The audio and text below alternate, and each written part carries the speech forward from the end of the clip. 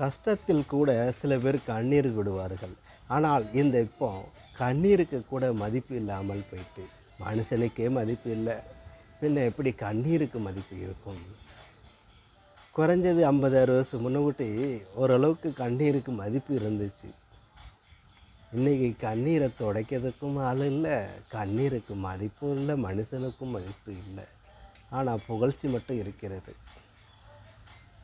சிலரோட இழப்பு சிலருக்கு லாபம், சிலரோட அழுகை சிலருக்கு சிரிப்பு, சிலரோட துன்பம் சிலருக்கு இன்பம், சிலரோட அவமானம் சிலருக்கு வெகுமானம்.